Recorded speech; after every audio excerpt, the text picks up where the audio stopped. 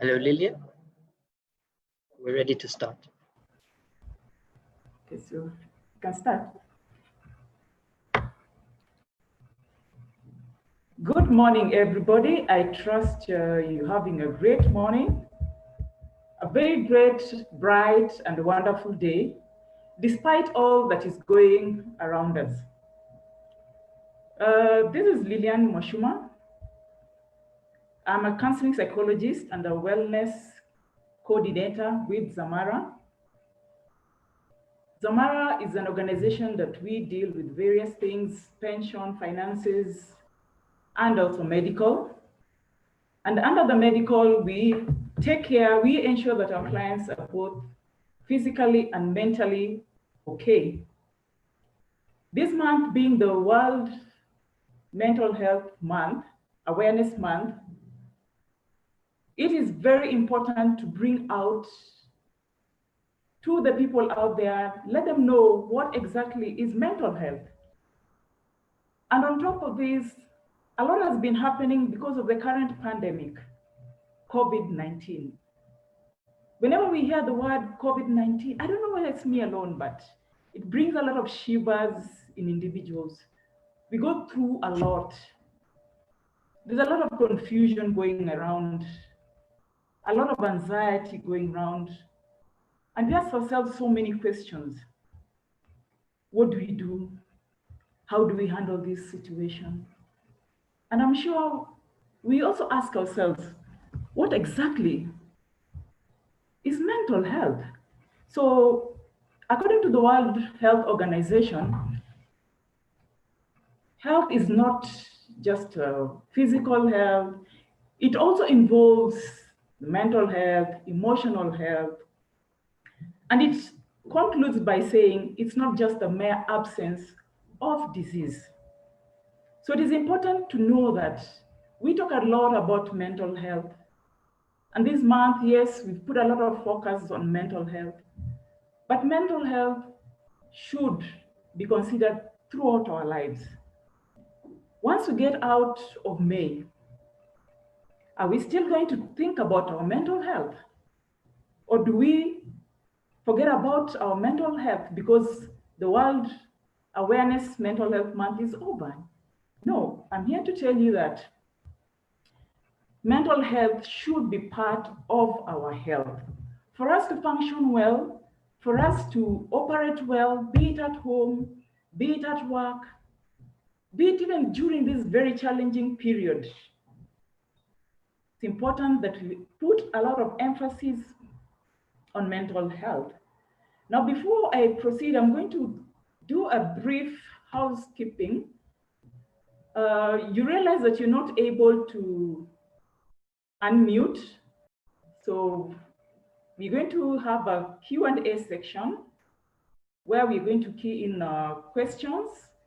We're going to address them as we proceed and also at the end. We'll also be having 3 very brief polls during the webinar, and I'll be able to guide you as we go along with Dr. Susan. So make sure that we make use of the section of the Q&A section. As much as possible, if we can key them in there instead of at the chat as we are used to, this will be able to enable us to answer them and respond to them as we proceed. Now, what is mental health? Basically, mental health includes our emotional, psychological, and also social well-being. And truth be told, right now, with all the directives that we've been given by the World Health Organization and also by the Ministry of Health, a lot of this has been affected. How are we relating? How are we catching up with each other? That is a very, very important component when it comes to mental health. So even as we talk about mental health, let us not forget the social well-being. We are social beings. And right now, that has been interfered with. There's a lot of social distancing. Some may want to call it physical distancing. There's a lot going through our mind. So it is important to note that for us to say that we are mentally healthy, we need to look at those three components: emotional, psychological, and social well-being. It also affects how we think, how we feel, and eventually how we act or behave. How have we been behaving? How have we been feeling? What have we been thinking about during this period? There's a lot of anxiety going around right now, especially with the uncertainty on are the lockdowns going to be lifted, the cessations, curfews, our children going back to school, are we going back to work? And yet there's still a rise in the cases, new cases. So there's a lot that is going on that is affecting us. And how do we handle this stress? How do we relate to others? How do we make choices during this difficult time? So it is important that we factor that. It is important that we remember that even as an individual, as a family, as organizations, and even as Kenyans and the world at large, it is important to be careful and be keen on our mental health. When I talk of mental health, we can just talk of the general stress, the little stress, the too much demand in our system, the feelings, the emotions that we go through. And I would like to pose a simple question. How has your mental health been since the first case of COVID-19? That is in March, I think 15th, if I'm not wrong. How are you feeling today? And with that mention that we are going to have a poll, I want you to take a few minutes, go through the poll. It's addressing how our feelings in light of our mental health this morning. So we can go ahead and go through the poll. This will also help us process the emotions that us as participants could be going through this morning. Just a few minutes, but I'm sure if we answer them genuinely, we'll be able to provide the necessary support within the session, within this webinar, and even in the later days.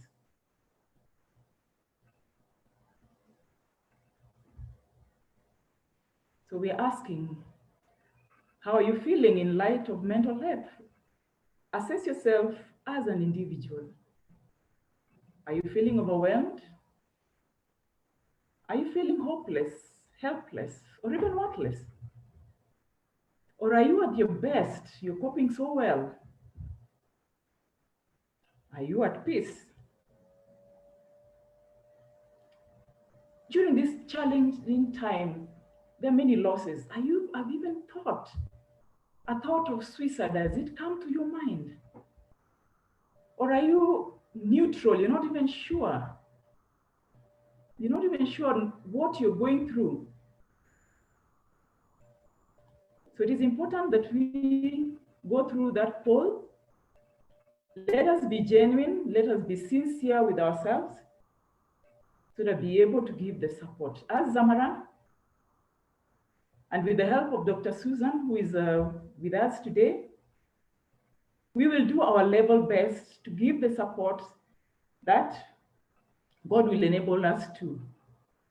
I want to go through a certain poem briefly as we wait for the poll results.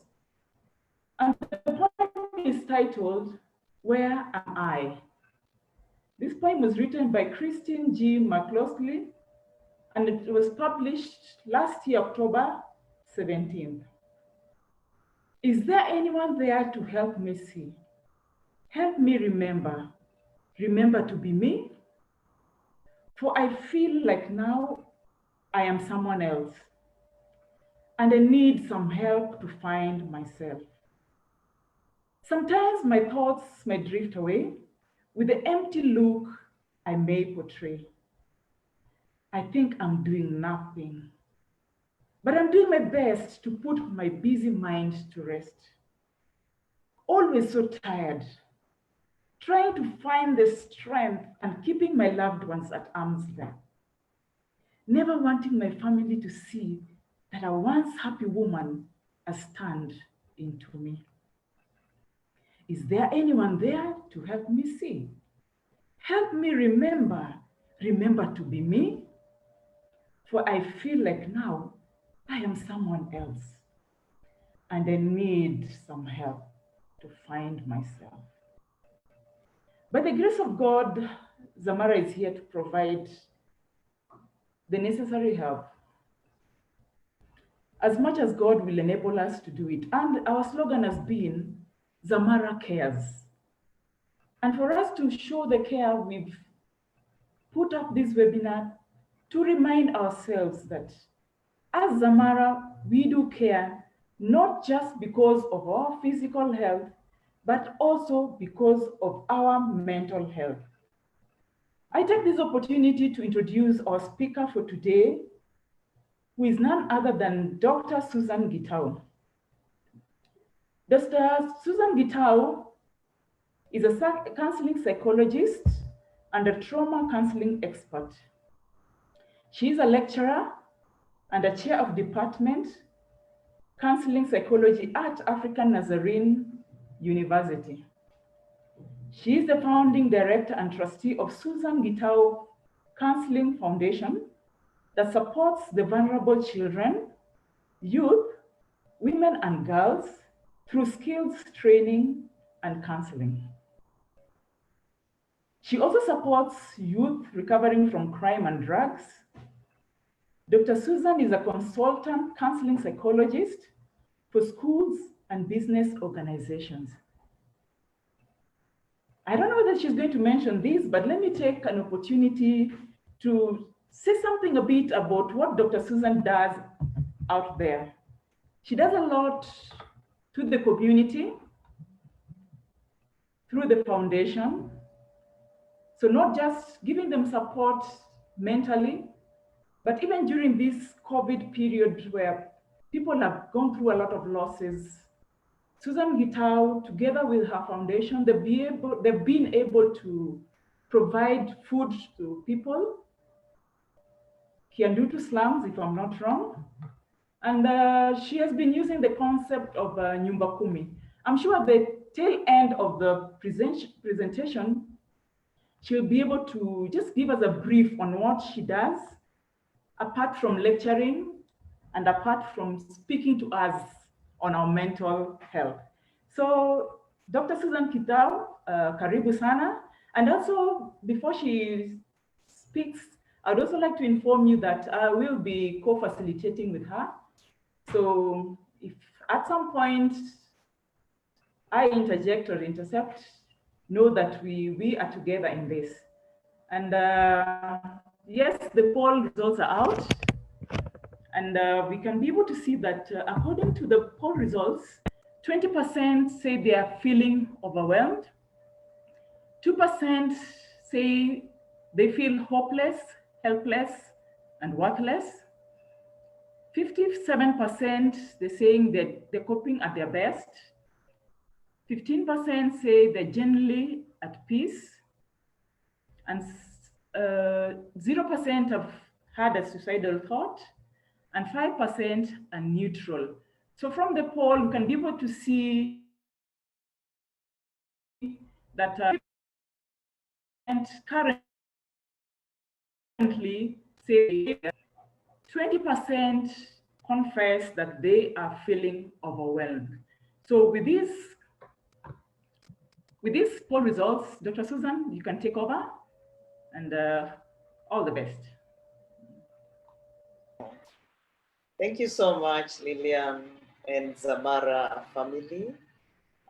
You're doing something that is very critical, considering this is the month of mental health.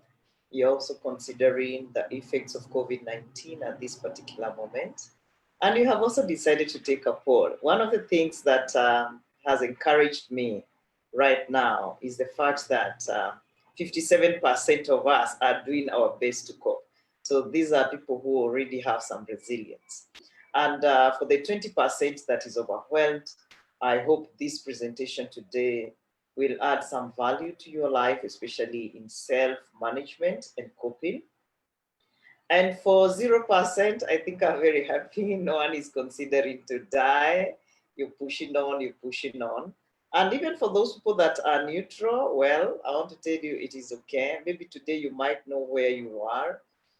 We cope differently under stressful situations. And at the end of the day, it's my desire that with this co-facilitation with Lilian, you will carry home, although some of you are home. It's just the language of Africans, that you will have something to use when you get overwhelmed. You will not give up. I prefer talking a lot on webinars, but I had prepared a presentation, and because we don't have a lot of time, we would like to respond to your questions. And so if you do not mind, because Lilian has done a very good introduction, I would go straight to my presentation. And kindly, like Lilian has said, okay, somebody is saying that the sound system has gone down. I hope it's not from my side, but let me know, Sha and Lilian. So I'm saying Lilian has done a very good presentation of what we are about to do. And because you might have very many questions, what I would kindly request you is that even if you find me going very fast past the presentation, I believe you will receive this presentation from Zamara. And at the end of the day, thank you so much. Great, great. Awesome, awesome, awesome. Yes, put it full screen. Asante sana. Yes, that is the brief that she took you through. But maybe the last one there is something that makes me very happy. Out of that community work that I do, outside the lecture rooms, I was a Mashujaa awardee in 2018. And I thank God for this because it makes me really like feel motivated to move on and do good. Even if man would not watch, there's a God in heaven that watches. Maybe something you may need to understand a little bit is the East African Standby Force. I have been trained by International Peace Support Training Center. And so I can go anytime, anywhere in Africa if there's a crisis and they need mental health support. I am also with Kenyon, and this is an international emergency response organization, basically for people who work in airlines, name it cabin crew. Sometimes it's for people that are related to the people that work with airlines. So basically, like Lilian has said, I am more of a trauma expert. That doesn't mean that's the only thing I do. I'm very good with relationship counseling, conflict resolution, because that is in a very big way what I have trained in peace and support. I said I might go to the next slide. I think I'll be telling you, Lilian, the next one. Why are we talking about mental health? 10% of adult population suffer mental health illnesses, and 45% of teenagers, 13% of children population. So those of us who have children at home, kindly don't harass them, don't push them. Even the teenagers that you can see, they are really finding some time, and then on a feature, they go out there and we are worried they might bring COVID back home. I would like you to know that they are very prone to mental health illness apart from us. But with this period of COVID-19, very many people have been rendered vulnerable. And so you might see probably if credible polls are done, you might find that adult stress levels have really gone up. The sad thing is that half of those affected receive treatment. Why? Because people don't want to seek services because they think they are not okay mentally. And so you'll find so many people live their lives with untreated mental illness. And the result is high losses, high medical costs, unhealthy relationships, poor performance, suicidal ideations, and death finally. And we have seen that in this country. With COVID-19, we have seen all this. Next slide, Lilian. Do you think I can slide myself now? Give me the next slide. Lilian said, according to World Health Organization, what mental illness is. Yes, and this is what it is. It is physical illness of the brain that destabilizes you physically, emotionally, psychologically, socially, spiritually, and morally. So it's important as I roll on with this presentation, you figure out which part of you has really been worn down by COVID-19 related stresses. The causes could be genetic, could be brain damage, could be medical condition like people with heart disease, chronic illness, trauma, burnout. Of course, burnout we know is highly related to the way we work and our work environment. But the most common mental illnesses are anxiety disorders. So at this time, there are people who are saying hapakule, you know, and there are people who can't figure out exactly what they need to do right now. This was not planned for, it just happened. And you might find a big number of people, like the people who say, I feel overwhelmed, 20% that we have just seen from the poll, that I feel overwhelmed. When you're overwhelmed, in most cases, you're likely to suffer from anxiety disorders. You really can't figure out exactly what could be the problem, or even if you know the problem, how to get out of the problem. Some have mood disorders, and anytime you hear of mood disorders, it is normally depression and bipolar, and this is 10% of the adults. 10% is not a small number. Until you know, I was quite encouraged that nobody has reached that level, because depression and bipolar, for that case, in their worst levels, people just decide to go out of this world. That's the saddest. Give me the next slide. The next slide. Some of us who could be having burnout at this particular moment probably are those people who are working for 10 people or more than 10 people. Right now, also at my workplace, my admin was given compulsory leave until September. So I am not just the boss in my department. I have to do the admin's work. And so along the way, I must have a very good plan for burnout. Lilian and other counselors in the country, I started a Zoom wellness meeting Wednesday and Sundays. Now I have knocked out Wednesday because I have to take care of myself because I don't want to get into burnout. World Health Organization declared burnout as a serious health issue. And it's good that you know it's going to be reclassified as a mental health illness. Give me the next slide. And what is burnout? Is when you feel that your energy is depleted or exhausted, increased mental distance from one's job, like you don't like your job now, feelings of negativism, or you're cynical about your job, and you find yourself having reduced professional efficacy. So you find somebody really messing up at their workplace. So whereas some people right now could be saying, oh, I'm going down into depression, others, I'm like, me, I'm burning out. This is what is burnout. Next slide.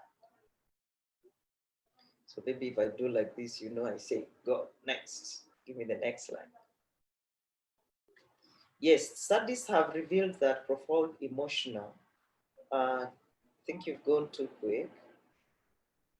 Studies have revealed that profound emotional exhaustion and negativity brought on by burnout can actually change a worker's brain, making it harder for them to deal with stress in the future. And so if you're here and you're a boss, if you're here and you're a mental health expert in your organization, if you're here and there are people under you, as much as they are going to be increased workload, it is important to note that you can always tell them to assess whether burnout is chipping in. Because worst of the situations I have seen with people with burnout in the workplace is them waking up one day and resigning, you know, without any warning. Somebody just walks away. I once did a study with mortuary workers when I was doing a master's in counseling psychology. And some people told me, you are making us understand this thing. Somebody just walked out, something small, he snapped, and just walked out and gone forever. You don't even want to know about your benefits. Most people, when they reach that level, could be burnout, but nobody picked. So if you're going to have increased workload at this time of COVID-19, let's have a good plan for burnout. Give me the next slide. And this is very critical. I might talk a lot about the next slide, especially our brain structure, so that we are able to manage. And our brain has three main parts: the lizard brain, or in clinical terms, the autopilot, or the survival brain. That part of you, that is the brainstem or cerebellum, that part of us, of the brain, we share with the animals. Like when you are stressed, what is your first reaction? How do you want to take care of you? And so you can recall the first time the case of COVID, the very first case of COVID was announced in Kenya, how people behaved. You can recall how people went to supermarkets and got all a debt was, and it's like you didn't have to shop for any other thing. You can pick the way people wanted to survive, to cover themselves against COVID-19. And now when we are 1,618 cases and loading, people have relaxed. Because initially when a system is threatened, the first part of your brain that comes out to fight or to actually take off is the lizard brain or the autopilot brain. And we are adding that the survival brain can also freeze. And when it freezes, it's where our work comes in. That now I have stopped thinking. I have blocked. Now I don't know what to do. I think I'm just there. I remember the first time I was attacked at gunpoint by thugs. When I saw the nozzle, my eye like this. I was like, where have I seen this? And I was like, yeah, easily Chuck Norris movies, but this is for real. If this guy triggers this, I'm gone. And for a while, I didn't know where I was. I actually didn't know. So that freezing moment, it just tells you trauma has set in. Some of us are on the verge of being laid off. There could be letters already, you know? And you can at some point freeze. You're like, is it for real? Is it happening? The worst that can happen, if you don't take a flight, you don't fight, and you don't freeze, but you submit. These are the people now who faint. And some even die under very stressful situations. And these things, we have had them in the workplaces where somebody reported very well or so, people thought, and they were found dead on their working desks. Somebody just submitted to something and they were not ill, but probably they had been accumulating stress. And at the end of the day, the brain can't coordinate. You see, in most cases, when we are told now we are dead totally, the doctors must look at the brain death.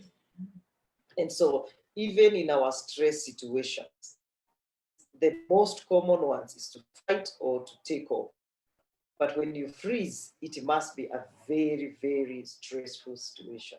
And so you don't get normal stress. When you freeze, we call it traumatic stress, whereby you are reacting with avoidance related to what has stressed you. You are responding with a lot of physiological stress, like you're easily irritable, your bowels are not working, the whole body system is not working. That is traumatic stress. You're negative about everything, the world, and you're actually wishing you could be dead. So it brings a lot about sadness that is so much so like depression. So we have the mammal brain part of you, the limbic system, where this we say is a seat of emotions, your memories, your habits, your attachments. Women are very good with using this mammalian brain because the limbic system for female is so balanced. That is why they can cry easily. They can talk about how they are feeling easily. And I'm not saying men cannot activate this part of the brain. It's important. And we need to train, especially a boy child, to start expressing how they are feeling as early as that 2-year-old who starts speaking. Yeah, and if they cannot express it with their own mouth, they can draw it, they can sing it. But we will not tell men to keep quiet under pressure. Otherwise, that's why you find, even with this COVID-19, the number of people who have taken their own lives are actually more men than women. because the mammalian brain has to be activated in men. That I am there saying, even if I'm a man, it is okay to voice how I'm feeling. Even if I'm a man, it is okay to voice my frustrations. Even if I'm a man, it is okay to cry.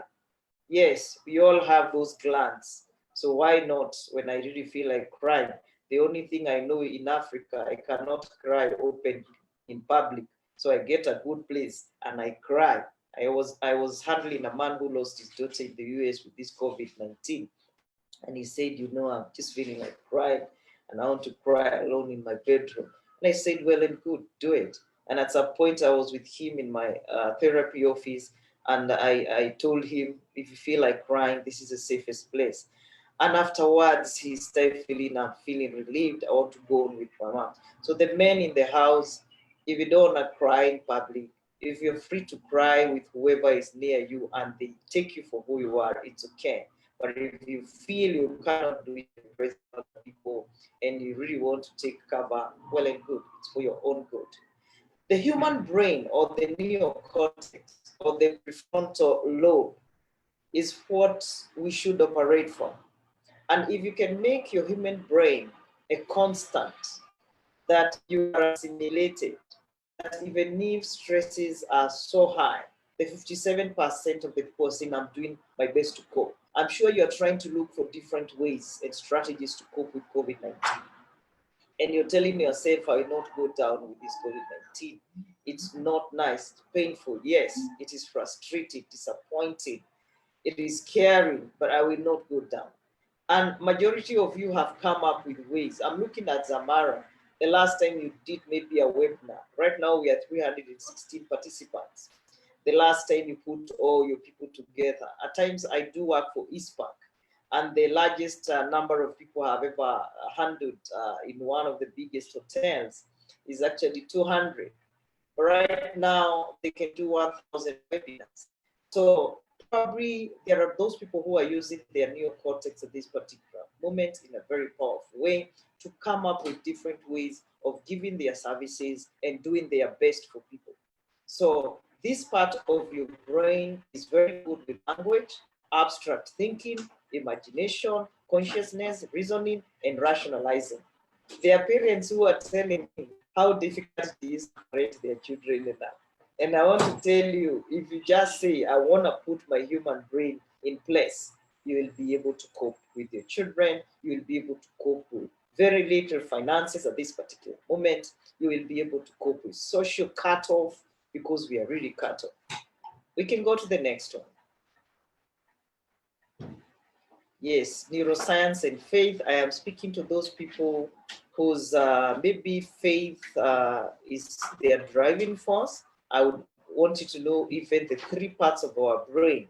The limbic system, the seat of emotions, is where the Holy Spirit, and those people who do a lot of mindfulness, is where your soul is very much at work.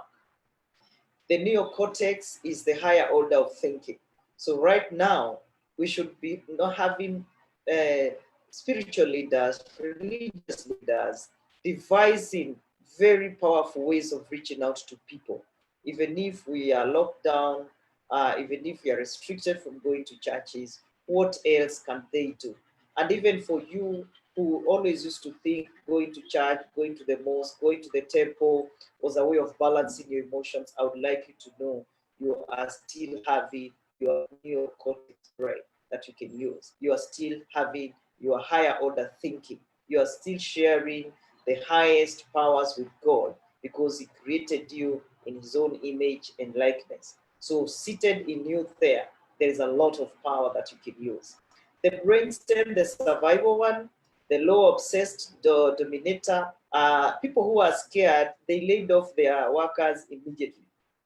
People who are really scared of COVID-19, they close their businesses immediately. Where I live, there are so many offices that are vacant. Even where I am right now, I think we are only 3 tenants where we are. And I was looking at the landlord of this place and I was like, wow, he's even telling me, do you want to take a bigger space? And I'm thinking, where is the money? Yeah, there are people who are calling and saying, do you want to take an insurance? So also being a balanced person is key. Give me the next one. Critical. Give me the next. Yeah. Yes. Maybe this one I can skip, but I would like to tell you, if you are a boss, make sure your workers are getting support, because those who disclose their mental health issues were either sacked or forced out of their job. I see very many clients who are on medication, but they tell me they would never let HR know. If you are here and you are HR in charge, kindly know mental health is a disease like any other. When I talk about mental health in the workplace, I remember I am a daughter of a man who was such a hard-working man, but because he reported depression, that was the end of his job. And the poverty we chewed as a family from that time going forward up to now, I believe we haven't even done 40% of recovery. And you find children becoming parentified because one parent is gone. It's my prayer that this group I'm talking to, I don't know the decisions that are gonna happen in your life, but I want you to know within you, your mind, your brain, there is power, you know? And one of the things that I know when I'm talking about mental health in the workplace is that it is considered like someone is lazy when they have gone down with depression. It is considered when somebody is highly irritable and that's not the way they were, they are fueling conflict in the workplace. People don't know. People get sick and we are seated there with them and we don't know. And with this COVID-19, I want to tell you, it's not the same. There are people, yes, there are few businesses that are thriving at this particular moment, but there are businesses that have gone down. There are organizations right now who cannot offer very necessary services like the non-governmental organizations. Yeah, that's why some of us are taking it upon ourselves. Like the slum where I'm going to give some little support in education. I was watching Isiolo last evening and I was saying, I wish I could have those radio programs in the slum, because children there are even forgetting their school because they cannot access those online classes. They have no smartphones, they have no TVs, they have no power. You can imagine, that is the child going to kill you tomorrow. That is a child that's going to rob from you tomorrow. And so when we have people, even if they'll be downsizing or any change management in the workplace, kindly ensure that your employees get mental health services.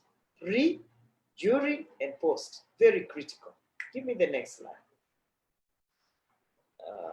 Yes, give me the next slide as well, because I have talked about this. I think even the causes of workplace stress, we already know with COVID-19, there is a lot that is going on. Give me the next one. Give me the next slide. Women, and some of us are working from home with all the children around. Give me the next slide. Some people that are already working in production, you can see what happens. Yeah, a lot of routine jobs will give you burnout, and you'll be like those guys there, sleeping aimlessly, hopelessly, you know, wherever. Give me the next one. Give me the next one. So I think even this one, I would not want to dwell on it so much because it's basically on workplace, but because I want to take care of your own physiological and mental health. Give me the next slide. But this you will have it for your own good.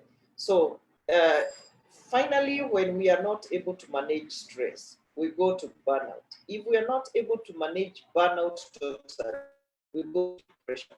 If we cannot manage depression totally, we lose our mind. So we go to psychosis. And before we go to psychosis, where somebody loses their mind totally, you know, that's when you see people walking in the streets naked, people doing funny things that they have never done before. And sometimes we say these ones are a bit safer because when you go to severe levels of depression, when you feel you're hopeless, helpless, that is when suicide ideations come in. So when I talk about effects of burnout here, they are the same effects you will have when you're highly stressed. Change of appetite, weight loss or gain. Some of us are gaining a lot of weight at home. Decreased immunity, hypercoolia, you feel like any homework coming in, anything small knocks you down. Sleep disturbance, lethargy, kuchoka too, chronic fatigue, like you're always tired. You have somatic pains, pains here and there. We call them psychosomatic, loss of interest in everything. And here I want you to think about, what have you lost interest in? It can be loss of interest in sex, loss of interest in your children, loss of interest in your job, loss of interest in your hobbies that you really like, loss of interest in anything. And then sickness. Somebody just says, can actually get sick.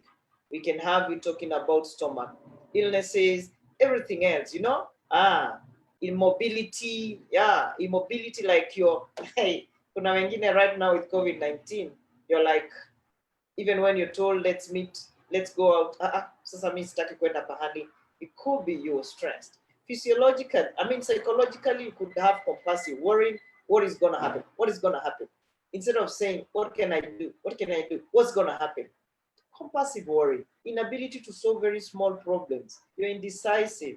You're forgetting some things that you'll never forget and you couldn't even imagine forgetting before. Volatile moods, yani you are sparking. And that tells you depression is knocking. And I want to talk a little bit about depression because I worry a lot about depression because it took my father's life at the age of 48. And so depression, if you want to track whether you're getting depressed, you find that one of the things that you do within 1 week, 2 to 3 times, you have had critical reactions of anger. There is a young man who came here and said, I killed my lovely pet. I killed her. And I couldn't stop. I went hammer until I killed.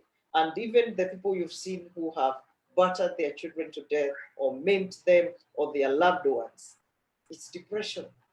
But because we always think depression, maybe it's going into a corner and keeping quiet, we mistake it, we miss it. That profound anger, outbursts, that goes with a lot of energy to harm another, it is depression. And so volatile moods should not be taken lightly. And because we're going to do a bit of relaxation that I want you to carry home, it will be important that you don't get there. Sense of hopelessness is another psychological outcome. Disillusionment, anger towards the system. Right now, I don't know, you're angry at who? God, your employer. Could be you're angry at your employees. You're an employer here. You're angry at the medics. You're angry at the president. You're angry at the CS. Anger. And I'm telling you, people are angry, but you need to know anger is stress. Anger is poison within yourself. Let's go to the next slide. Yes, memory problems, have seen that, yes. For spiritual effects, loss of faith, trust, and hope, the worst place to be. Loss of life's meaning and direction. This is happening with COVID-19. Despair, feeling empty, meaninglessness, loss of interest is still coming in spiritual. Joylessness. I want you to know the guys who said, I am genuinely at peace. I think it was, I can't recall the percentage, but it was about 10, 15 there. You guys, anyway, kudos. We don't know what's happening, whether you still have your salary package, whether you are a very positive-minded person, or you have received some support at this particular moment, or you are already a resilient person. Whatever it is, we are happy for you, and may you keep it up. Questioning about life, yes, like there are people who are asking, this thing, is it about the 5G? Is it about, there are people who are saying stuff, and at the end of the day, you're asking, is it the end of life? Is it the end of the world? People saying this is the third world war, and you are having people, smart as they may be, learned as they may be, questioning about life. And it is not bad, by the way, because if I can question about life and I get a balance that kumbe you can have your money, but you can't move out with that money of yours. You are locked up here in Kenya. You wouldn't even go to Italy where they have very good medical facilities. You wouldn't even go to China. You wouldn't even go to, and you can start questioning stuff about life. So it is okay if you can come out of this situation and you say, I have found a different meaning about life. but you're still looking at it from a hope point of view. There are people who feel they are fruitless at this time. There are so many pastors I have talked to, and they're telling me now that I can't shepherd anyone.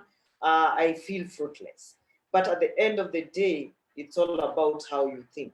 Then disengagement from faith communities. There are people who are saying they're even very happy now. They can't go to church, they can't go to the mosque, can't go to the temple.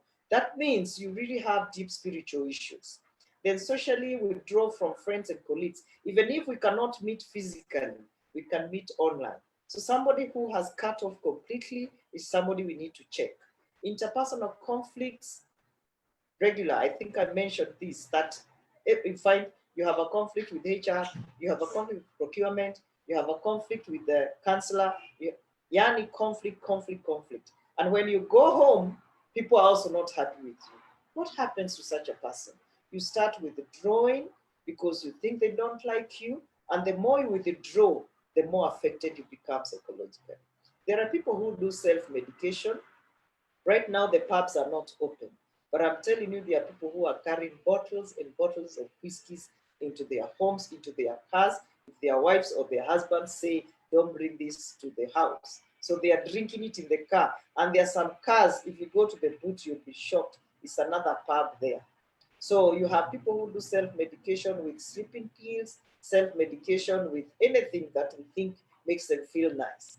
But that is a defense mechanism. It is not reality addressing your own issues. Then we have alcohol and drug abuse, abusive relationships.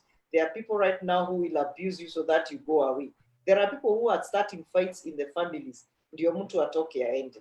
And say, look at the way you have made me messed up. Look at the way I used to, as a housewife, I used to tell you to start a small business, and you're like, no, did he even tell me? Did he even like me to work? I didn't even know that. And you're just being abusive so that people can go away because you're stressed. How wonderful it would be if somebody recognizes, I am stressed, I need to take responsibility instead of abusing others. Sabotaging other workers, it's possible, especially with this COVID-19, so that I can keep my position in the workplace. There are others who are feeling I need to look out as the best in this situation, so I will make sure I sabotage another person. Violence is possible and being left out.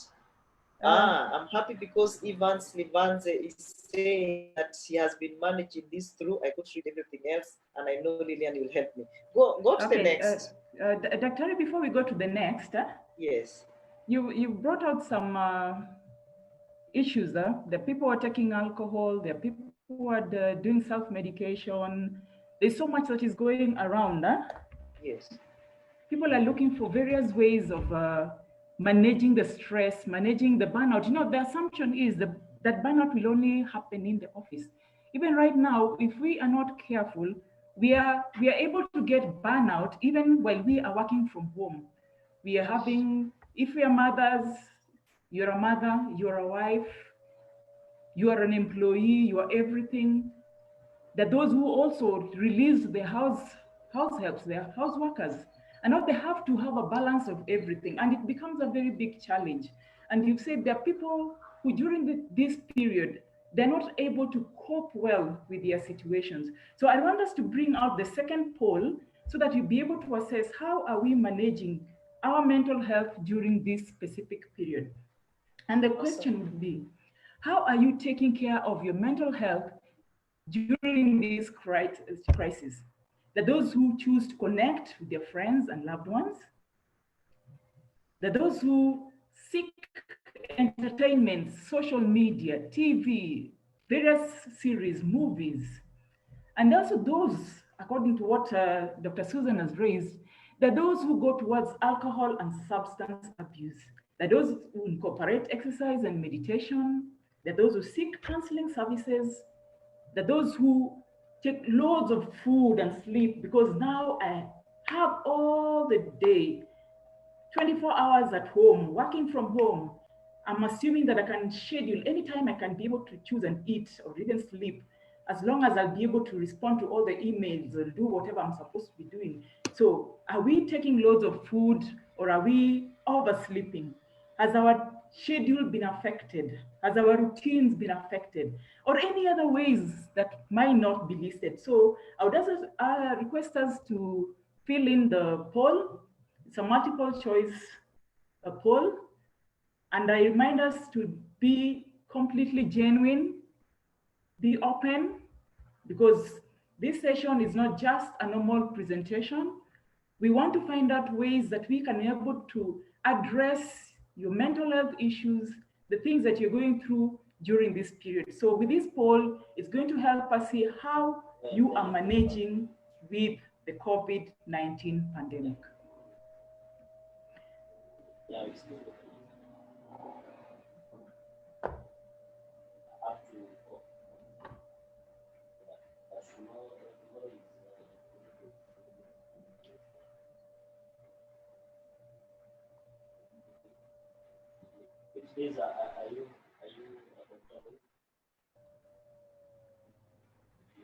So once you've done that, Dr. Susan, you can proceed as you wait for the poll results. Wow. Yeah, I'm also taking part, you know. Yeah.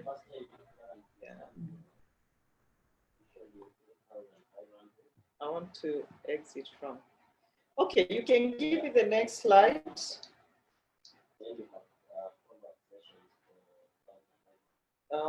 Oh, are we giving them ideas? I hope we are not. If some people can look at this and get ideas, but it's okay. It could be reminding you. So after all the negative effects we have mentioned about, it's always good to know that there are different ways of coping, and it's important to choose what makes you feel most relaxed, that which doesn't stress you. Right now, people are not going to the gym. Right now, there is no visiting physical social interactions, probably with our friends, with our loved ones. And so you have to come up with new ways of coping, physically, mentally, spiritually, morally, you know, name it. And so having nurturing relationships is still very key. Identify who these are and work with them. Interaction with family and friends is also very key. Right now, there are so many families who have ensured that they have WhatsApp meetings, even webinars like this, if they are large families and all over the world. So they are keeping in touch. There are people who are not chatting on social media because they thought social media was all for the young people, but now they know it can also help them. No. Talking, laughing is very critical. If there's one thing I know that I have not taken away or allowed to be taken away by anything, is laughter, is smiling. I always like finding humor in everything, even when things are very, very bad, you know, because I know laughter has a way of bringing out dopamine or happy hormones, norepinephrine in my body, and I feel nice. So I always look for opportunities to laugh, right? I'm just telling you some of the ways that I cope. I also talk a lot, and it's not talking nonsense. I like talking things that are gonna build my mind. So if I get people who are telling me toxic things and all that are not gonna build me, I will not entertain that, because I know my mind is just like a computer CPE, garbage in, garbage out. Ongoing support groups are key, and that's why Lilian and other psychologists, we have our Sunday meetings where we talk about ourselves, how has it been with clients and all that. I don't know what HRs do, but you need to really take care of yourself, because your work and our work is almost the same, only that you have to keep dealing with policy issues and what have you. And probably you don't know how to separate sympathy and empathy. When you get critical issues from the employees, you don't know what to do. But at the end of the day, I like to say for all HRs, if you can organize, especially with Zamara, because they are your mental health providers and support, coaching and mentorship. We can have a package at this particular moment for HR so that you don't go down. I remember handling one who was telling me, no, I don't know.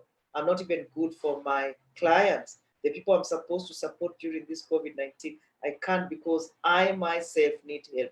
HRs, I want you to know it is normal. We also go for support.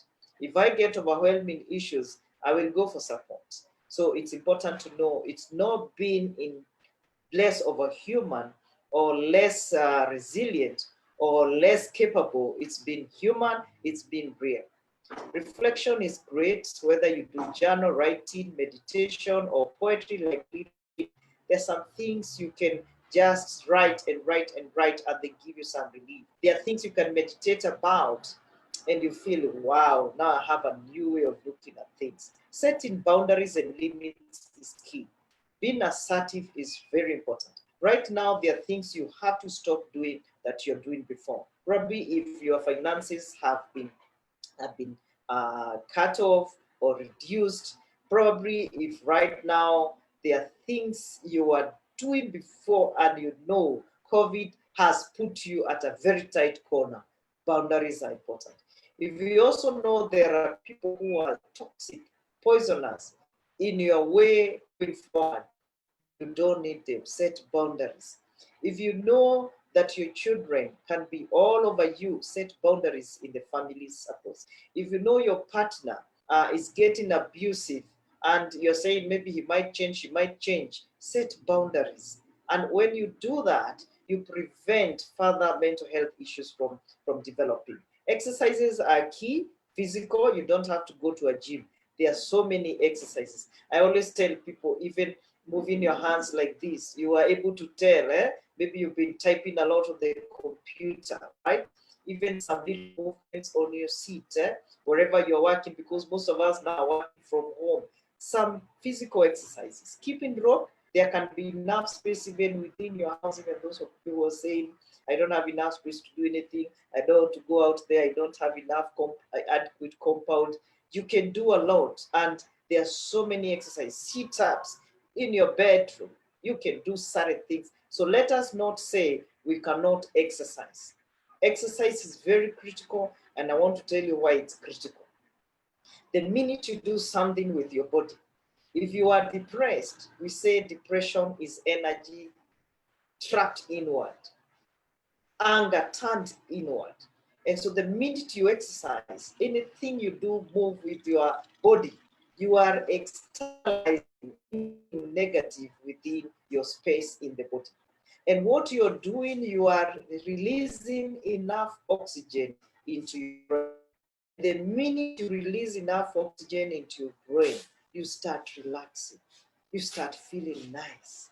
You start having organized thought processes. But the minute you sit there, you know, I'm feeling I don't have the energy. I just need to sit here. Push yourself, push yourself to do something with your body. And I want to tell people who have been made compulsory housewives, cooking, washing clothes and all that is not exercise. So if I sit here and I say for 10 minutes, I want to move my hands like this, 1, 2, 1, 2, 1, 2, 1, 2, 1, 2. The minute I am organized and rhythmic, even if it's jumping, whatever it may be, I am trying to balance the two sides of my brain that are very critical to be balanced, very critical. So I cannot say going to wash clothes and all that is exercise. And there are people I have done this with, and they've said, by the way, I have experienced a difference because it is intentional exercise to manage stress. So don't just tell us you're just working and you're good to go. Meaningful projects are great. I'm telling you, when I realized I am a very, very active social media person, and especially on Facebook. But it's because I always would go somewhere and I would update my fans. And now I don't have to do that. And I said, right now, when you're helping very many people, unless I am showing you for you to understand what I'm doing, I am less on social media. And if I am on social media now, it's because every Wednesday I'm on Instagram with the Reverend Kathy Kuna talking about mental health. That is every Wednesday, 9:30 to 10:30. If I am going live on Sunday or 6 p.m., I am with the counselors and mental health providers, and anybody who supports another, they are welcome. So if I am on Google Meet, probably with my students or Senate meetings, departmental meetings and all that. And so doing what I love doing most, I have to create time. I like supporting the vulnerable children, especially in that Kiambu slum. It's the biggest slum in Kiambu County, and it could be maybe the third largest slum in Kenya. And those kids, I know what they go through because that's where I lived for 17 years. And whenever I go there or I'm sending a mask to them, tutors to them, it makes me feel good. I want you to know even right now, you don't have to do something so big, but just try it. Try doing something meaningful for somebody else with COVID-19. And it doesn't have to be money. It doesn't have to be something that you're thinking people would appreciate. Just think about it. We are all blessed differently. We are gifted differently. The MSc programs are powerful. I'll just take you through one of the exercises and practices. Probably when Lilian tells me it's time to do it. Be creative at home, drawing. I don't know how many of you have writing materials, but I want you to go home once we are done with this session. Scribble, just scribble the way kids scribble, scribble, scribble, scribble. I'm hoping Zamara will organize another one, especially for arts, where you can be able to ventilate. You can be able to vent out, your emotions without knowing and getting that relief. So whatever, do it. Whether it's farming, gardening, painting, photography, writing music, singing, whatever it is, do it now when you have been boxed into that small room called home. Movies and books are great music, depending on the genre that you really love. Go ahead and do that. Balance priorities, using your time well. Even those who have been pushed for compulsory vacations, use that very well to your own advantage. And it's also good to do stress assessment. What stresses me most? So you need to know in your life what stresses you most. Like for me, I already know it's heavy workload, demands for my services all over. And so this time, I am actually trying to shape the best of I still want to offer this, but I still want to take care of myself. So you need to know what stresses you most. How does that stress manifest in your body? For me, I know it's my lower back because a lot of my work is sitting down and I hear you say, I understand this is the way it happened. So most of the time I'm seated down. And now with COVID-19, more sitting down. And with my weight under here, a lot of pain in the lower back. So the minute I start feeling that pain, sharp pain, I know, Susan, it's time to do something more than the simple exercises you are doing in the house. What about you? Realistic expectations are great to always set in our period of COVID-19. Don't dream, overdream, things you cannot achieve. Counseling is key, and I like to tell people, counseling is talking therapy. Counseling is for normal people like you and I who are going through stressful situations so that we can cope and can manage with someone who understands. Counselors don't judge, and counselors are not shrinks. The way people just keep saying stuff that is not true, right? It's also important to know you can always do some retreat. And retreat doesn't have to be in a retreat garden. It doesn't have to be in a garden like the Garden of Eden. It can be a retreat in your own house, in your own home. I like to tell people there's always a corner in your house. There is always a corner in your compound for those God has blessed with big compounds that you go and you feel nice. Probably there's a tree outside your house that you really like and you like watching it. Like I have a mango tree, yeah, that I can see through the window of my bedroom. And let me tell you, when I really want to feel nice, I just focus on the leaves, the green leaves.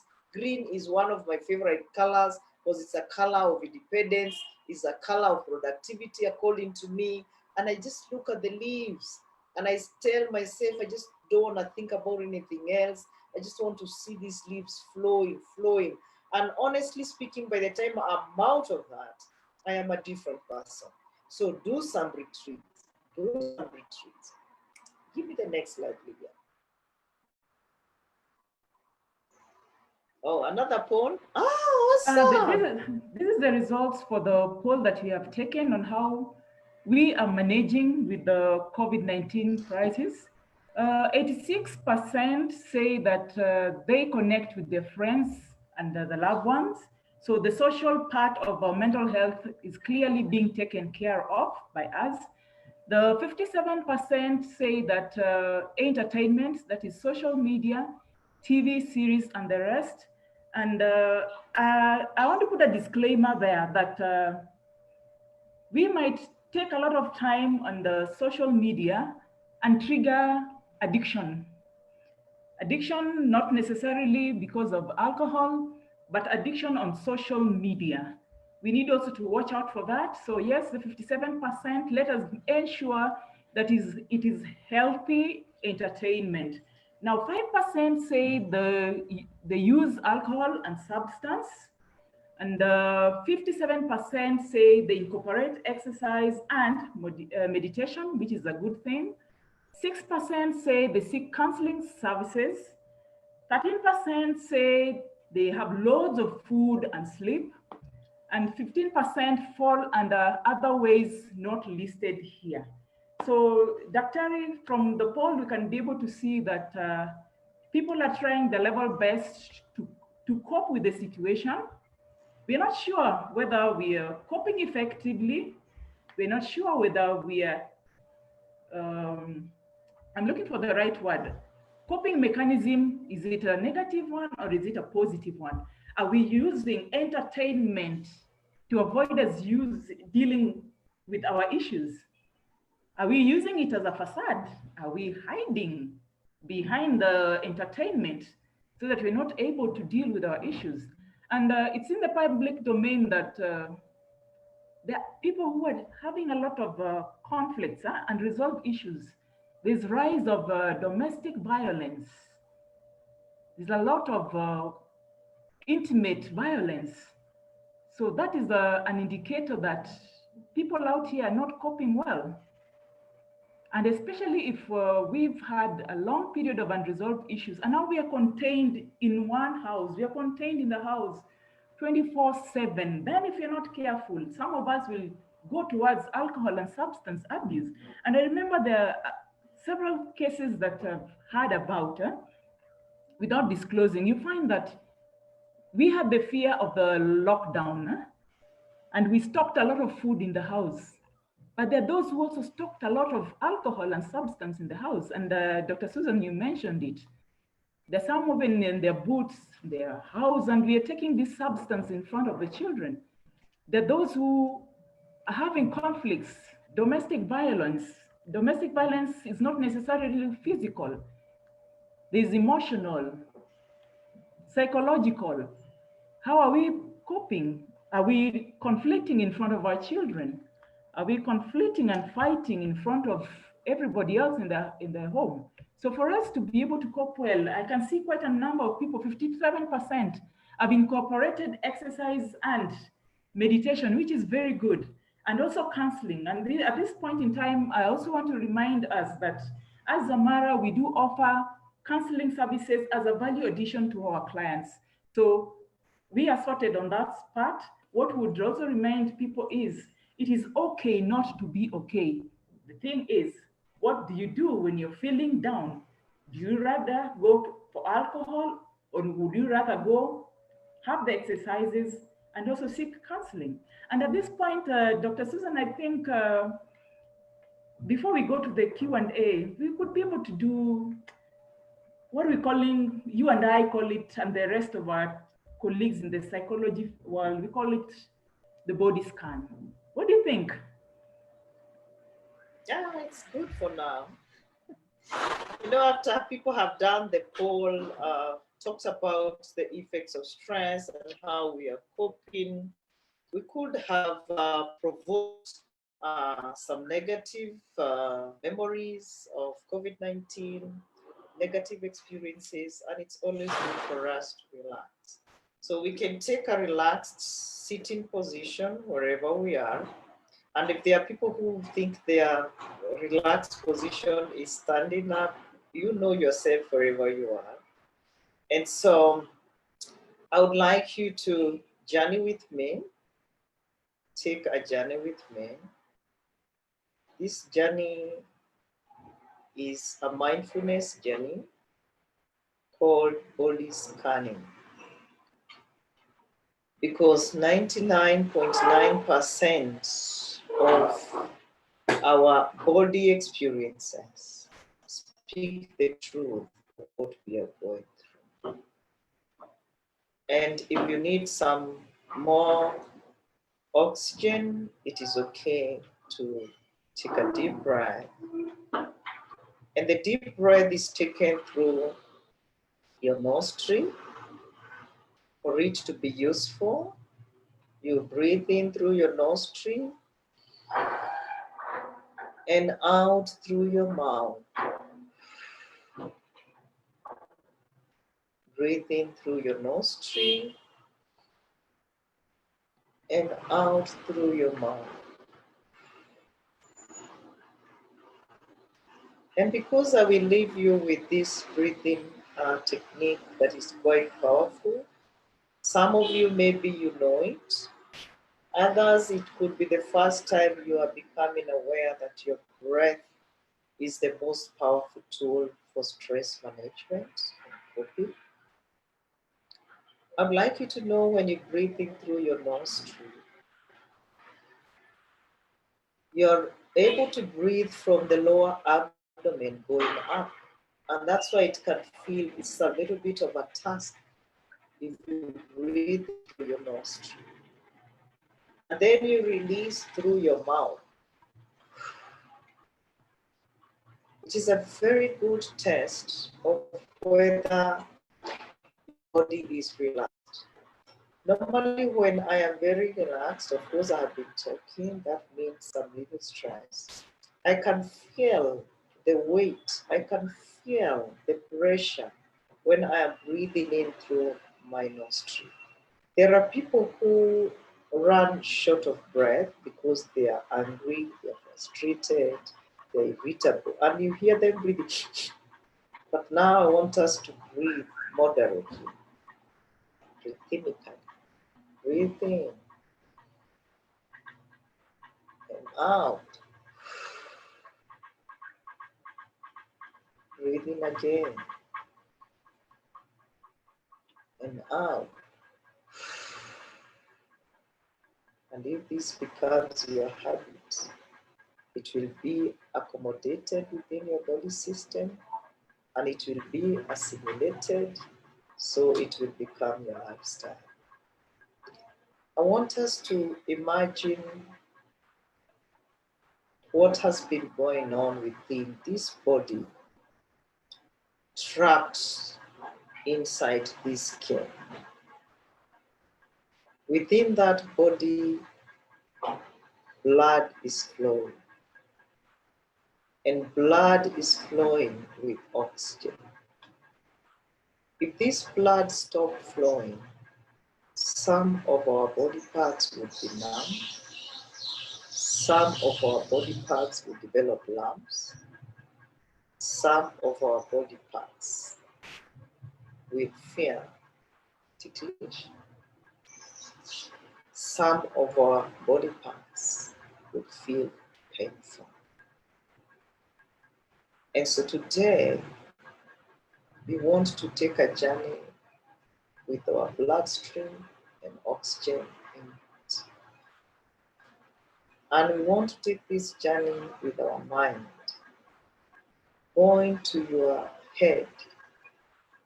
The head carries one of the most significant organs that keeps you alive, the brain.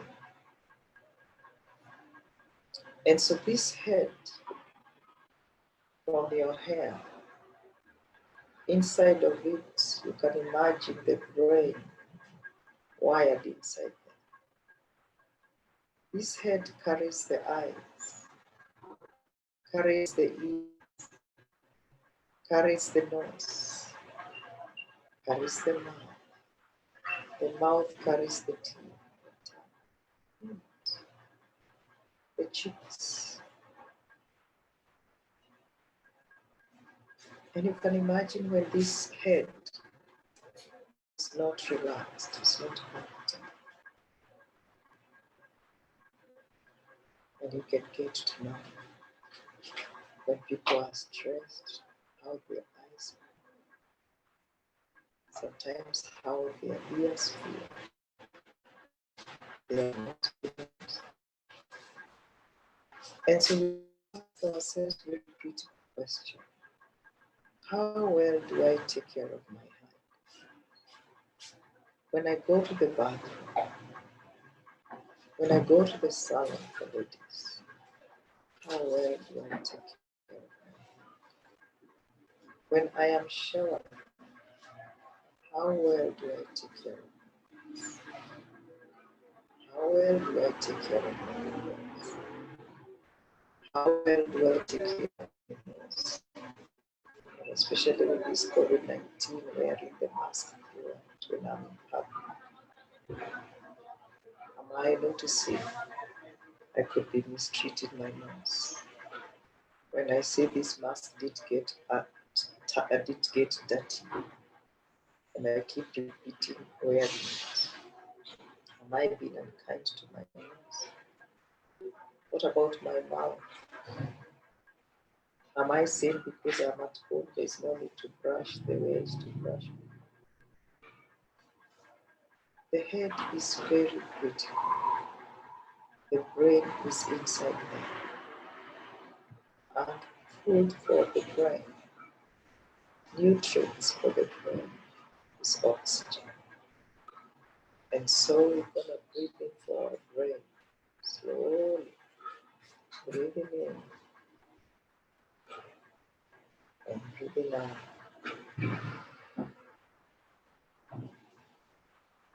Going to your neck, especially for those who are always on the computer. How well rested is your neck? Do you like to feel whether you are mistreating your neck? And you can move left, right. And that movement alone can tell you whether your neck is relaxed or not. Going down to your chest, do you feel heavy? Right in the middle of your chest lies your heart. When people say, I'm sad, I'm overwhelmed, I am hopeless, sometimes you just need to treat our heart with some kindness. And you can do it by placing your hand on your chest where you know your heart is.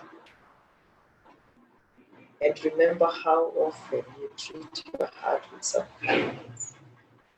Yes, COVID-19 is bringing a lot of sadness, a lot of hopelessness, helplessness.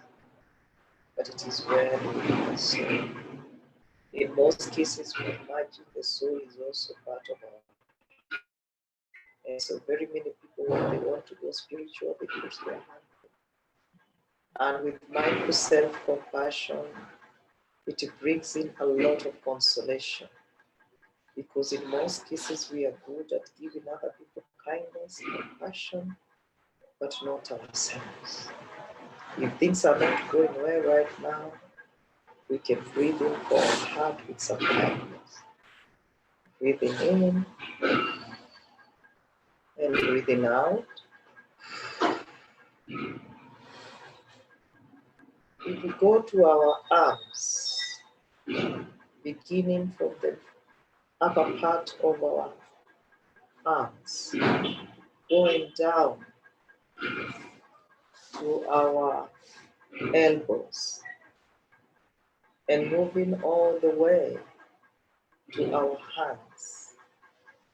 Even if we have been told one of the health guidelines is to wash our hands regularly with soap and running water, or with sanitizers.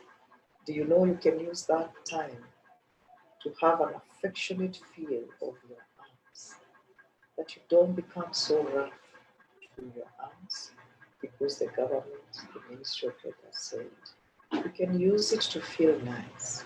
The body needs a lot of your good treatment. So do it in an affectionate way, compassionate way, even if you have to push your hands and your hands.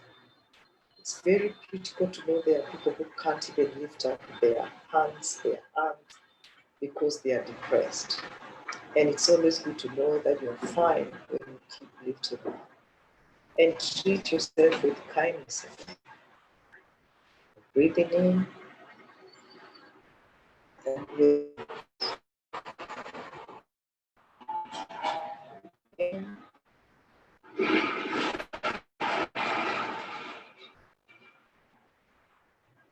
Going to your stomach or abdomen area. Again, other vital organs here. Your stomach, following the esophagus. Going to your stomach. What are you giving your stomach? If your stomach was to talk, what would your stomach tell you about what you're giving? Are you mistreating your stomach? And then later on you complain, I have a lot of acidity, I have a lot of discomfort, I have a lot of gas, stomach. Yet probably you never took time to understand your stomach. That when you treat your stomach nicely, you treat your body system nicely. So skipping meals is unhealthy. Eating meals that are not balanced is unhealthy. Eating more laden foods at this time, vegetable greens, is better recommended because they boost your immunity, especially with COVID-19. Adding some lemon into our water that we take in the office, garlic, we know for now is highly recommended. And so let us be kind to our stomachs because it is where we get also a lot of energy from. And so we shall not stuff our stomach with anything because COVID has rendered us motionless in our houses. Looking at our liver, most of us who are using alcohol and other drugs, and mostly alcohol, did you know liver cancer is highly fueled by alcohol? And so your liver could be speaking and saying, you're really stressing me. And you don't know where that vodka you're feeding me with is shrinking me time after time. And I must be gone. And when I go with you. And any other organs there, like the kidneys, the pancreas, and going down to our systems. How well are we treating our reproductive system? How well are we abusing our reproductive system? There are people who told us they have other ways of coping. We don't know whether it's increased sex or reduced sex. And when you are having sex at this time of COVID-19, be aware to note, is it a way of releasing stress and abusing another person, demanding it like I was demanding, or denying partner, when I know that when it is well consented and people agree to it, it is the most relaxing exercise that God gave marriage partners. That it touches on every corner of the body. So when people do it in love, when people do it with consent, it is wonderful, it is beautiful. But are we mistreating our sexual organs? Or we using affection? Going down to our thighs, how much you sit down, how much you sit down watching TV, social media, texting, and all that. If your bottom was to talk, what would your bottom tell you? So once in a while, the bottom would like to say, kindly lift up some weight a little bit. You can shed off that little weight. You can do skip rope. You can go and do some exercises that will shed off some weight around there. Otherwise, you really press it more. And what I'm doing next is to press on the knee and press down there. And of course, there can be some swelling around the feet, the ankles. And so your bottom could be speaking. And that connects with the knees. How many times do you treat your knees with kindness? And how? Going all the way to your ankle. Do we shower very well our hands, our face, the front part of our bodies, really thinking about the back? And the people with partners, try it one time for this person to scrub your back and you see how much you have neglected your back. And going all the way to your feet. How many of us can openly bring out our feet to public? Or do we ignore cutting our nails? We ignore treating our feet. You can just buy the foot scrubber and you can do it yourself. And do it with a lot of affection, a lot of compassion. We can take our last breath, and I'm doing a very good test on you. It's called 4-7-8 breathing form. And notice probably how relaxed you have come along this body scanning exercise. The way we are going to breathe in, I will count 1, 2, 3, 4. And then I will tell you, hold. And then I'll count 1 to 7. And then when I say breathe out, we count 1 to 8. Family, let's go. Breathe in. 1, 2, 3, 4. Hold. 1, 2, 3, 4, 5, 6, 7. Breathe out. 1, 2, 3, 4, 6, 7.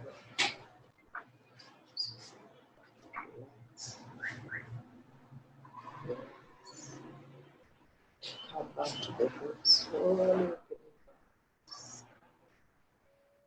Come back to the root.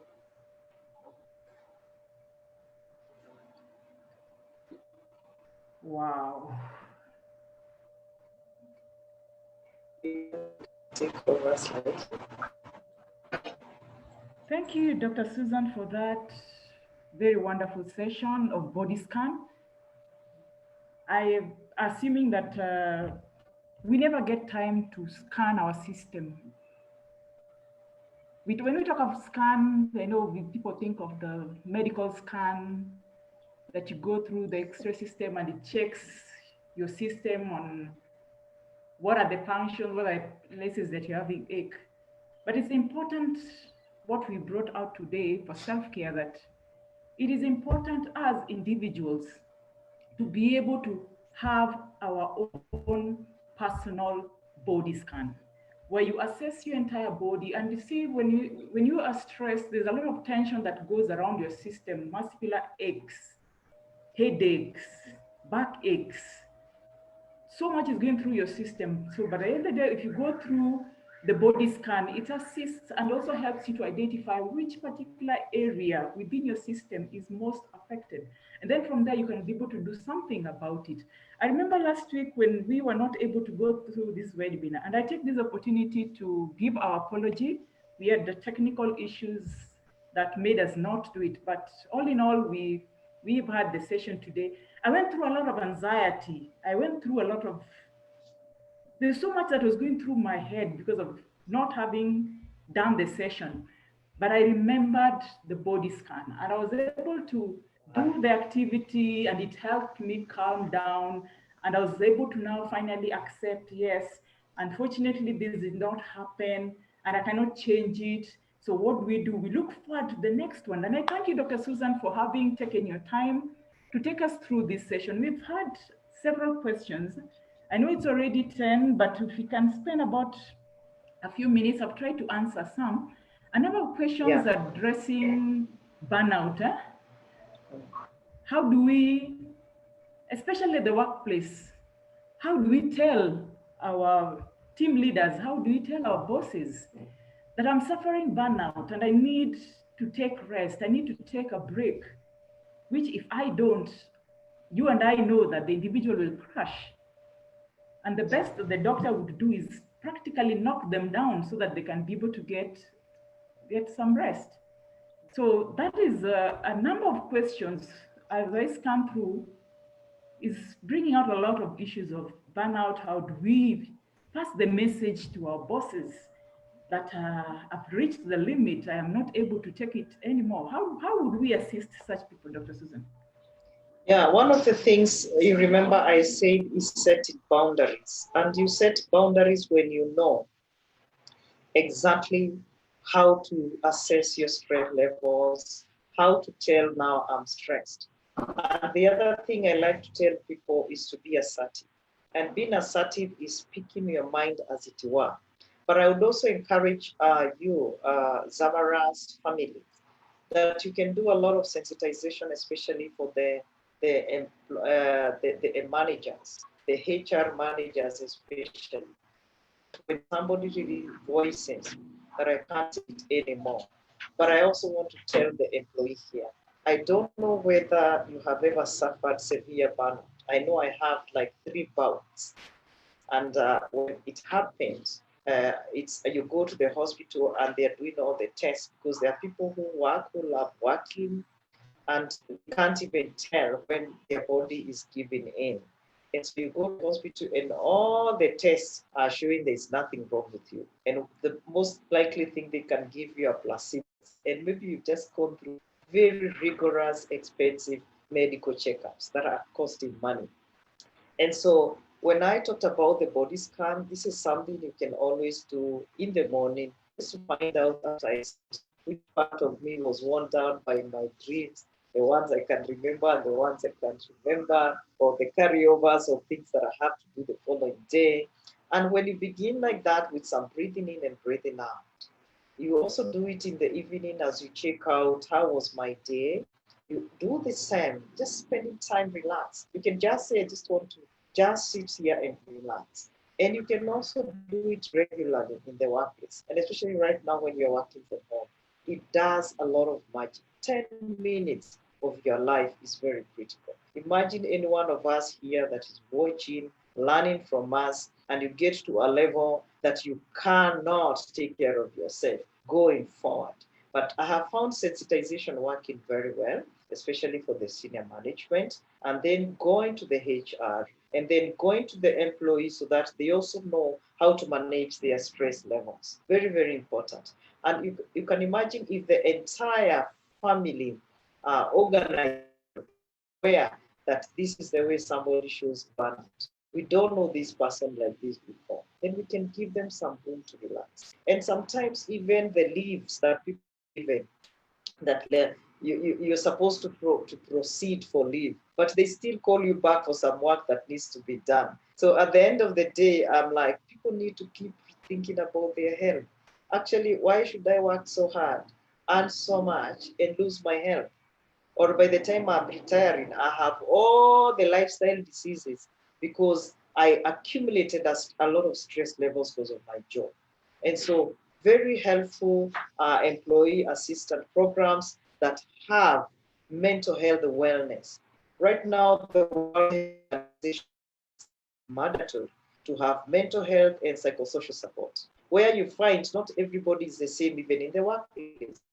Where I work at Nazarene University, those people that do the cleaning, if somebody calls me and tells me, mambo ni mabaya sana, I know that person, I can send 1,000 and I make a difference in their family. Because that is psychosocial. That there are other things I'm going through that are making me not the same as other people or meeting my daily demands. So if even in an organization, that welfare organization right now, if you have one that is vibrant and working, then you should be thinking, who is most vulnerable among our employees? I remember there are people who donated food stuff for me. And I remember asking them, by the way, are you having all your workers there? And they told me no. I said, have you thought about that they could also be struggling, like the people you're giving me food to go and feed? I said, by the way, come to the court.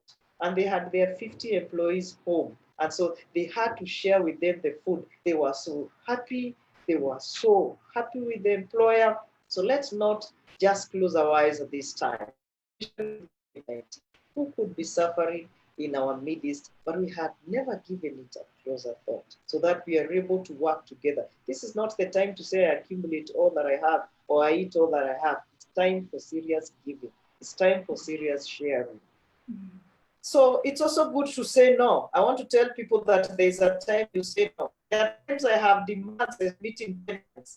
Even my students who study online, they tell me, Mwalim, I was not able to beat that deadline. Believe you me, because I am a stress health provider, stress management provider, I extend that due date because I know there are adult learners with other issues. And when it's time to say no, it's good to know when to say no. Sometimes your phone goes off completely for a day, especially those who are becoming addicted to social media for entertainment purposes. You can just be opening that social media platform for only 1 hour. After that, I don't care who is dying. Even now for me, I don't care. All my social media platforms. There are times I'm saying, no, it's only 1 hour there. After that, I don't have any other energy. And if I can address the people I can help at that time, I'm good to go. Because if I go, where will you come tomorrow? So even as an employee, if you know you are also a very important resource to that company, you do your best for that company. If it's time to say no, kindly let them in very good faith and with very kind words, just tell your boss, I just can't take it anymore. Kindly understand. Give me a day off and I'll be good. I'll come back tomorrow. And that 1 day off, if you have told somebody enough is enough, make sure you rest. So when they see you tomorrow, you are a different breed, ready to work and ready to move on. Because one of the things I have learned, especially with our patriarchal system, is we don't speak for ourselves. We are very good at speaking for other people, but we don't speak for ourselves. We are very good at making people know how they take care of themselves, but we are not good for ourselves. Lilian, is there another one? Yeah, the questions are quite a number. I'm hoping that will come. There's one. Let me. You can join the ones. You can join the ones that look alike. Yes. There's one from an anonymous attendee. Please advise on how I can create a safe space for my spouse to open up to me on how they are feeling about the cessation of movement and lockdowns. I can see they are not okay, but it is hard for them to verbalize what they are struggling in. And also, before you answer that, I'd also want to bring out something. We also have our clients who are out there, NGOs. The lockdown and cessation has affected them. They were used to what we call R&R, that is rest and recuperate. And now because of the lockdown and the cessation, they're stuck down there wherever they are, and they're not able to meet their family, and they're going through a lot of stress. So I'm merging that together with the question of the anonymous attendee. How do we support these people? How do they manage? How do they also help their family members to understand that, unfortunately, I'm not able to come home. Unfortunately, I'm not able to be with you, even as they are coping with their situation of loneliness from wherever they are. Wow, Lilian. Wow. So let's talk about those people that have been locked down, and especially those people that are working for NGOs. And even before, it's not always easy for them. If I'm working in Dadaab, Kakuma, and I can't cross over, the best thing to begin with is to accept that this COVID-19 has put you at a place that you never expected. And because you do not want to progress to this becoming traumatic stress for you, where you can avoid totally anything that has to do with COVID, has to do with NGO, you don't want to burn out. It is important that step one, accept something has changed. Make your family members, your significant others accept that this change is separating us, and for some time we will be separated. And introduce a discussion which is two-way, how it's affecting you. I have realized when we speak about our experiences to our loved ones, they understand us better than if we never spoke. Allow them to also talk. If they're your children, this is where we are saying you must have regular communication, regular socializing with your loved ones and families, however far they may be.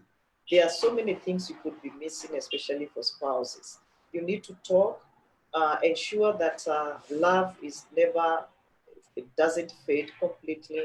Those nice words you used to tell your spouse, kindly continue telling them. And if you never used to, this is a time to tell them.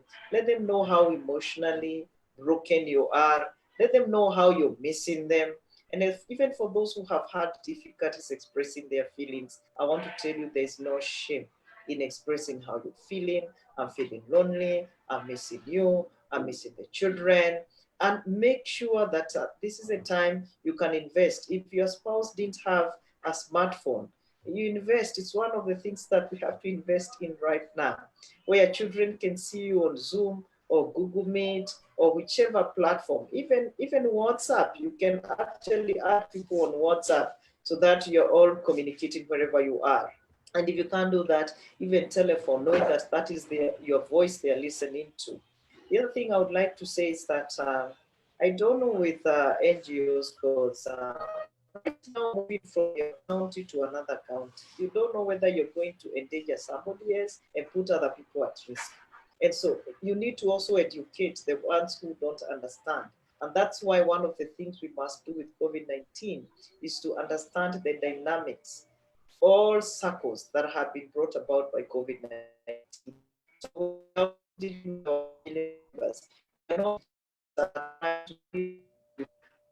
trying to fill in the gaps that they don't understand. Well, spouses that you can see as training, this is very, very common. And I'm telling you, very many families have been thrown out of balance. And so if you know your spouse doesn't talk much, doesn't verbalize much, you must be the first source of peace and calmness in their presence, such that when you see them withdrawn, sitting on their own there, sometimes you can just sit next to them. Probably they are introverts. They don't talk much. So they are processing a lot inward. So just make sure you are not the source of conflict in their lives. So get to know, if it's your spouse, you already know what they like and what they don't like. And if you can also initiate some conversations, this is not a stranger. This is someone you have known for many years. And I always tell people, don't use you. You know, you these days, you are always alone. It seems something is disturbing you. That will make them more defensive.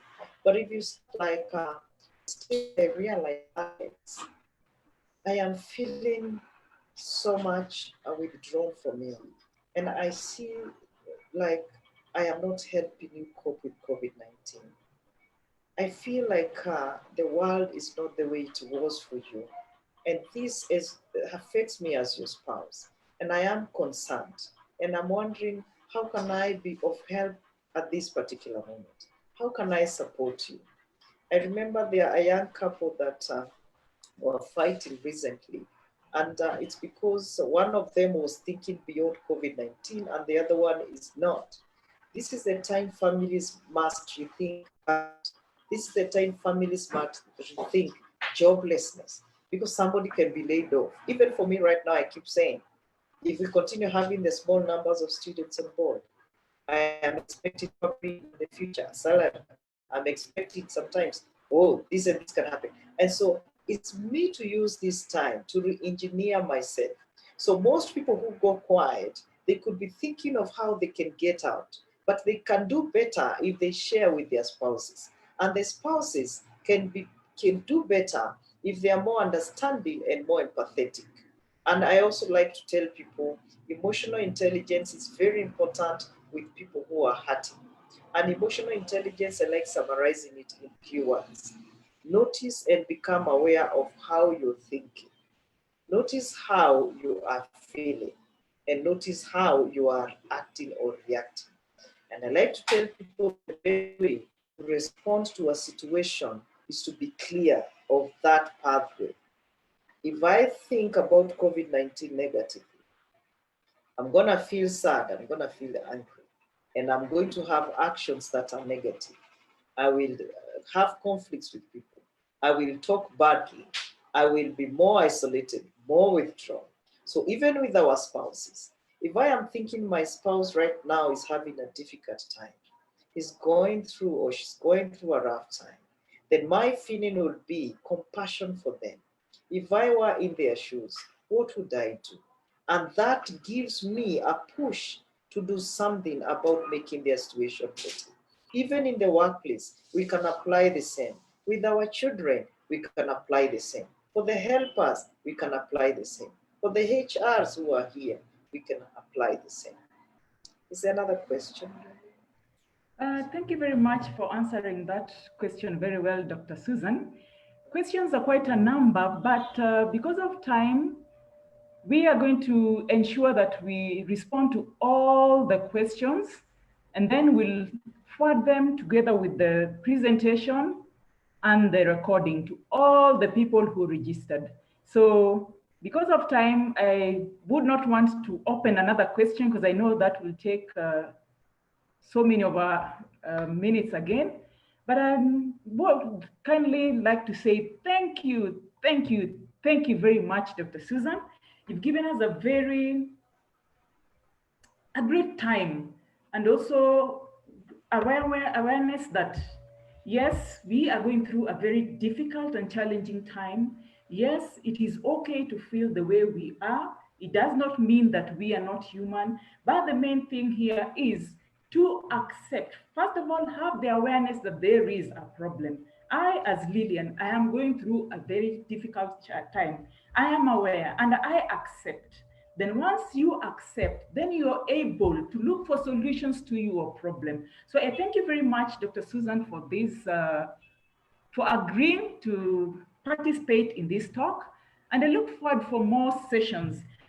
I know, as I said from the beginning, this is not the end of mental health. Just because May is coming to an end, as Zamara, we focus so much on the mental health of our clients. So I am assuring them out there that even as May, the Mental Health Awareness Month ends, we shall continue and we are able to give them the support that they need because Zamara cares. So I'm wishing you all a lovely day, and we believe that a number of questions have been answered, a number of concerns have been answered. For those who've not been able to answer them, I reassure you that we're going to address and answer to your questions, and you shall receive them in the same way you received this invitation. You're going to receive the recording, you're going to receive the slides, and also you're going to receive the questions that have been answered. So I wish you all a wonderful day. We love you. Remember, kindness has been the theme, but let kindness be forever our theme, because we shall get out of this condition. We shall get out of this pandemic stronger than we were before. Have a lovely day and have a great day. God bless you all. Bye-bye. Bye.